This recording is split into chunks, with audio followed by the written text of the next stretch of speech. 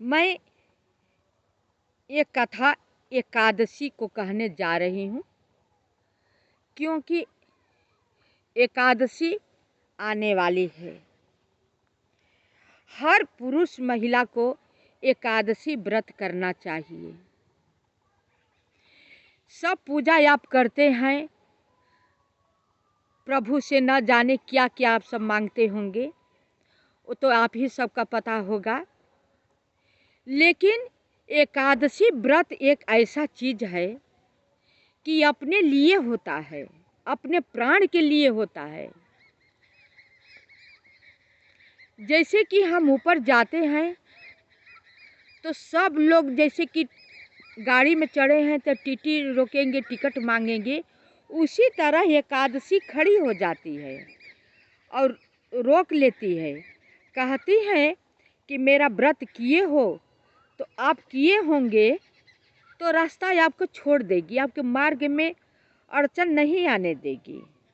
और जब आप एकादशी व्रत किए होंगे तो विष्णु भगवान भी इस पर बहुत प्रसन्न होंगे, क्योंकि विष्णु भगवान के अंश से ही ये एकादशी उत्पन्न हुई है। इसलिए विष्णु भगवान का ही एकादशी व्रत है, तो विष्णु भगवान भी प्रसन्न होते हैं। तो मैं सबसे पुरुष और नारी से यही कहा करूँगी कि महीना में केवल दो बार ही तो एकादशी आती है।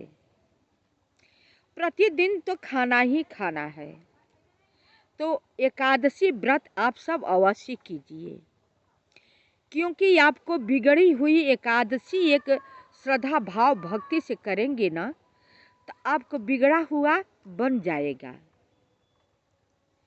ये कृष्ण भगवान समझाते हैं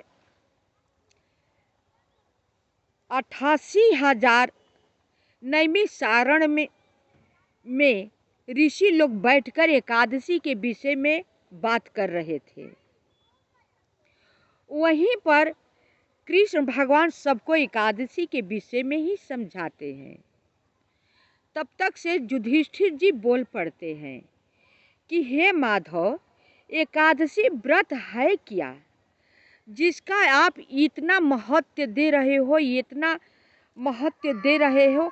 और सब मुनि 88,000 नैमिषारण्य में इकट्ठे हो करके सब मुनि लोग सुन रहे थे बहुत ध्यान पूर्वक। एकादशी के विषय में तो मुझे कुछ पता है ही नहीं है, जो कि आज ही आपके मुंह से मैं वर्णन करते हुए सुना।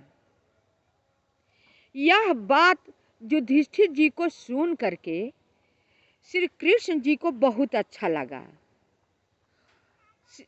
युधिष्ठिर जी को बाह पकड़ करके एक तरफ श्री कृष्ण जी ले जाते हैं और कहते हैं, हे पांडु नंदन, हे कुंती नंदन युधिष्ठिर, धर्मराज, आप तो धर्म को पालन करने वाले हो, ये प्रश्न पूछ रहे हो, ये तुम्हारे वाक्य सुन करके मुझे बहुत ही अच्छा लगा।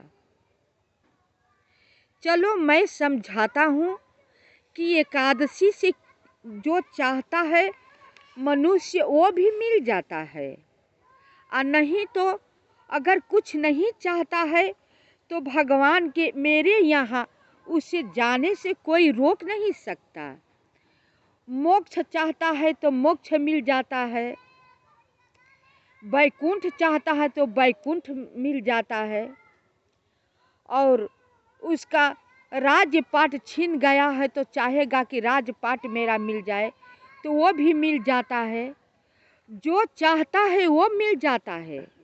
एकादशी व्रत एक ऐसी चीज है कि इसकी विधि पूर्वक व्रत की जाए तो एकादशी ऐसा तो कोई व्रत है ही नहीं है कि धन वैभव ऐश्वर्य सुख संपत्ति स्वर्ग मोक्ष वैकुंठ सब देने वाली होती है। एकादशी जैसा तो व्रत कोई चीज है ही नहीं है। इसको चाहे तो पुरुष स्त्री दोनों भी कर सकते हैं, दोनों के लिए ये लागू है। और पांडुनंद युधिष्ठिर जी की जिज्ञासा बढ़ जाती है पूछने जानने के लिए कि और मुझे बताइए। कहते हैं इसके विषय में मैं सब कुछ बताऊंगा, जितना आप प्रश्न करेंगे उतना बताऊंगा। शेष भाग अगले वीडियो में। मेरी कथा को सुन करके आप सब लाइक सब्सक्राइब अवश्य कीजिएगा।